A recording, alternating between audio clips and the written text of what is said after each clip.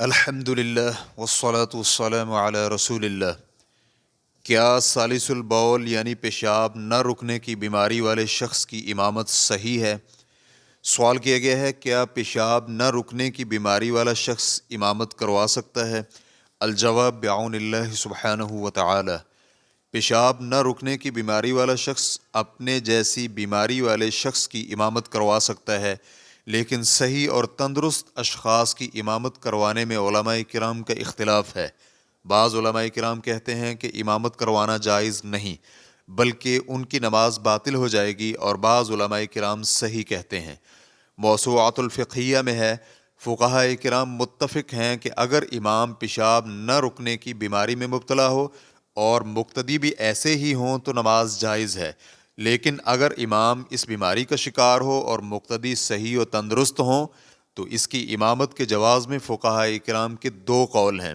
پہلا قول، احناف اور حنابلہ کے ہاں جائز نہیں، کیونکہ صاحب عذر حقیقتاً حدث میں ہی نماز ادا کرتا ہے، لیکن اس کا یہ حدث اس کے حق میں نہ ہونے جیسا ہے، کیونکہ یہ ادا کے لیے ضرورت ہے، اس لیے اسے کوئی نقصان نہیں دے گا، اور مجبوری کو اس کی مخصوص حد تک ہی رکھنا چاہیے، وہ دوسروں کے لیے وجہ جواز نہیں بن سکتی، اور اس لیے بھی کہ صحیح اور تندرست شخص معذور سے زیادہ قوی ہے اور قوی و طاقتور کی بنا ضعیف پر نہیں ہو سکتی۔ دوسرا قول، مالکیہ اور شافعیہ کے ہاں ان کی نماز صحیح ہے اور وہ نماز نہیں لوٹائیں گے، اور اس لیے بھی کہ جب عذر والے کو عذر کی بنا پر معاف ہے تو دوسرے کے لیے بھی معاف ہے، لیکن مالکیہ نے یہ صراحت کی ہے کہ اس بیماری والے کا صحیح اور تندرست لوگوں کی امامت کروانا مکروہ ہے۔ ریفرنس کے لیے دیکھیے الموسوعۃ الفقہیہ، جلد نمبر 25، صفحہ نمبر 187۔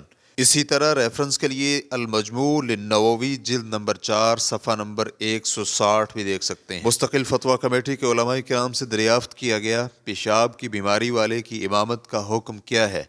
تو کمیٹی کا جواب تھا، جسے پیشاب یعنی سالس البول وغیرہ کی بیماری ہو، اس کی فی نفسی ہی اپنی نماز صحیح ہے، کیونکہ فرمان باری تعالیٰ ہے، حسب استطاعت اللہ کا تقوی اختیار کرو، اور اسی طرح فرمان باری تعالیٰ ہے، اللہ رب العزت کسی جان کو اس کی استطاعت سے زیادہ مکلف نہیں کرتا، اور نبی علیہ الصلوۃ والسلام کا فرمان ہے، جب میں تمہیں کوئی حکم دوں تو تم حسب استطاعت اس پر عمل کرو۔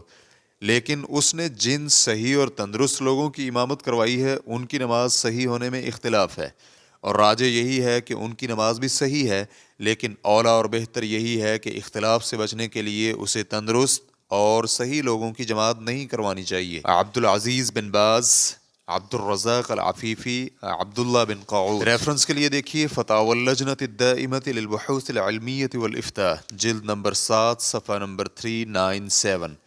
شیخ ابن عثیمین رحمہ اللہ کہتے ہیں، اور اس یعنی پیشاب کی بیماری والے کی نماز صحیح اور تندرست امام کے پیچھے صحیح ہے۔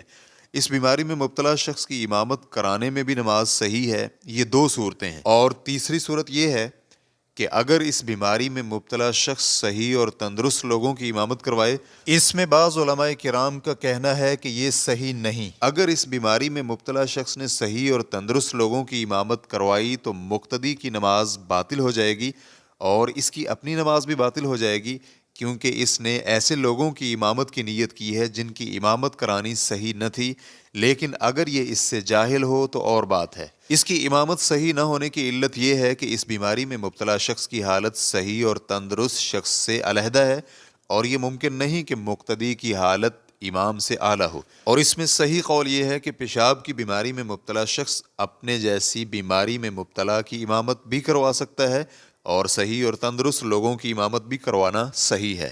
اس کی دلیل نبی علیہ الصلوۃ والسلام کے اس فرمان کا عموم ہے، لوگوں کی امامت وہ کرائے جو قرآن مجید کا سب سے زیادہ حافظ ہو۔ اس شخص کی نماز صحیح ہے کیونکہ اس نے وہ کام کیا ہے جو اس پر واجب تھا، اور جب اس کی نماز صحیح ہے تو اس کی امامت بھی صحیح ہے۔ اور ان کا یہ کہنا کہ مقتدی امام سے اعلیٰ حالت والا نہیں ہو سکتا، یہ قول اس سے ٹوٹ جاتا ہے کہ تیمم کر کے جماعت کرانے والے شخص کے پیچھے وضو والے لوگوں کی نماز صحیح ہے، اور وہ بھی اسی کے قائل ہیں، حالانکہ وضو والا اعلیٰ حالت میں ہے، لیکن ان کا کہنا ہے کہ تیمم والے کی طہارت صحیح ہے، تو ہم کہتے ہیں کہ جس کو پیشاب کی بیماری ہے اس کی طہارت بھی صحیح ہے۔ ریفرنس کے لیے دیکھیے الشرح الممتع، جلد نمبر 4، صفحہ نمبر 172 تا 173۔ واللہ تعالی اعلم۔ اسلام QA ریکارڈنگز مؤسسۃ الشیخ محمد صالح المنجد، المملکۃ العربیۃ السعودیہ، فتویٰ نمبر 60375۔ والسلام علیکم ورحمۃ اللہ وبرکاتہ۔